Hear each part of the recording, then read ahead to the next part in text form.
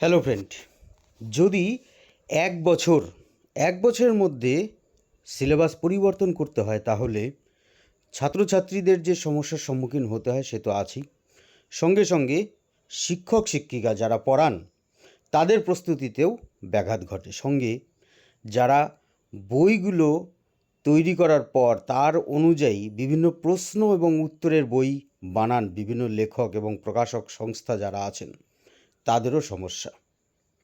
এবার ঠিক সেরকমই সমস্যার সম্মুখীন হতে চলেছে। সেমিস্টার সিস্টেম আসার পর বিভিন্নজন বিভিন্ন মন্তব্য করেছেন। ভালো হচ্ছে, সর্বভারতীয় যে পরীক্ষাগুলো আছে তার সঙ্গে একসঙ্গে প্রস্তুতি হচ্ছে, এরকম বিভিন্ন মন্তব্য করেন। কিন্তু নম্বর বিভাজন এবং সঙ্গে সঙ্গে বিগত বছরগুলিতে যে প্রশ্নের মান তার উপর নির্ভর করে এবারকার বিশেষ করে বিজ্ঞান বিভাগে কিন্তু একটু কঠিন হয়ে পড়েছে বলে ছাত্রছাত্রী এবং কিছু শিক্ষক মহলের অভিমত। বিজ্ঞান বিভাগের ক্ষেত্রে যদি দেখা যায়, সেই বিজ্ঞান বিভাগের ক্ষেত্রে বিশেষ করে যদি আমরা ধরি অঙ্ক সাবজেক্টটিতে ফার্স্ট সেমিস্টারে 40টি কোশ্চেনের উত্তর করতে হয়, যেখানে কোনো অপশন নেই, অর্থাৎ অপশন মানে 40টির মধ্যে 40টি করতে হবে। হ্যাঁ, এমসিকিউ সুতরাং হতেই পারে, কিন্তু যদি আমরা তার আগের সঙ্গে তুলনা করি তাহলে সেক্ষেত্রে এমসিকিউ বাদ দিয়ে অন্যান্য সমস্ত প্রশ্নের ক্ষেত্রে তাদের একাধিক বিকল্প প্রশ্ন থাকতো।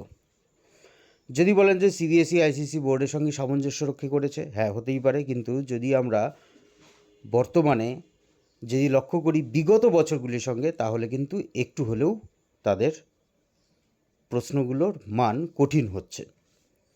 এখন উচ্চ মাধ্যমিকের ক্ষেত্রে সেই ক্ষেত্রে যে অর্থাৎ যে সেকেন্ড সেমিস্টারের পর থার্ড সেমিস্টার দেবে, উচ্চ মাধ্যমিকের যেটি মার্কশিটে তাদের মধ্যে অন্তর্ভুক্ত হবে, সেক্ষেত্রে প্রশ্নের মান কী হবে সেই অনুযায়ী কিন্তু অনেক কিছুই নির্ভর করছে। যাই হোক, এবার যেটি হচ্ছে সেটি হচ্ছে 2025 শিক্ষাবর্ষের উচ্চ মাধ্যমিকের পাঠ্যক্রম বদলের আশা শিক্ষকদের, সংসদকে সিলেবাস সংশোধনের প্রস্তাব।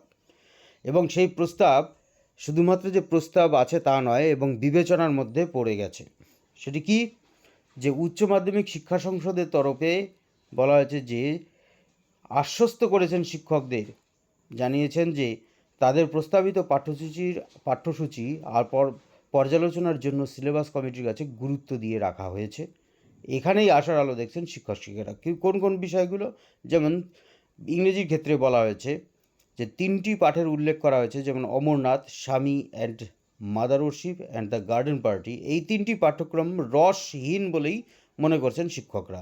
অনেকেই বলছেন যে এটি শুধুমাত্র শহুরে পড়ুয়াদের, গ্রাম মফস্বলের ছেলে মেয়েদের বুঝতে ভীষণ অসুবিধে হচ্ছে। এমনকি কিছু কিছু শিক্ষক শিক্ষিকাদের পড়াতে গিয়েও বিভিন্ন সমস্যার সম্মুখীন হতে হচ্ছে। অনেকেই যদিও বলে থাকেন যে শিক্ষক শিক্ষিকাদের অবশ্য এই সমস্যার সম্মুখীন হওয়ার কথা নয়, কারণ পড়াতে পারলে হবে, কিন্তু না, ছাত্রছাত্রীদের মধ্যে কতটা তার ভেতরে যাচ্ছে তার উপরে নির্ভর করে শিক্ষক শিক্ষিকার পড়ানোর মান। সুতরাং এছাড়াও আরও বলেছেন যে রসহীন বলে মনে করছেন শিক্ষকরা, এবং এছাড়াও তাদের বক্তব্য Nobel lecture by Mother Teresa ভীষণ একঘেয়ে। এছাড়াও বাংলার ক্ষেত্রেও কিছু কিছু বলেছেন যে তারা এই সমস্ত জিনিসকে বাদ দেওয়া উচিত, যেমন তারা নাটক গল্পের মধ্যে দেওয়া যেতে পারে, যেমন এরকম বিভিন্ন ধরনের কতগুলো জিনিস তারা বাদ দিতে বলেছেন, এবং নতুন করে কিছু কিছু ইনক্লুডের কথাও তারা বলেছেন। এখন দেখা যাক কি হয়। যদি এত বারবার যদি পরিবর্তন হয় তাহলে কিন্তু শিক্ষক শিক্ষিকা এবং ছাত্রছাত্রী এবং প্রকাশনা সংস্থা প্রত্যেকেরই কিন্তু সমস্যায় পড়বেন। ধন্যবাদ।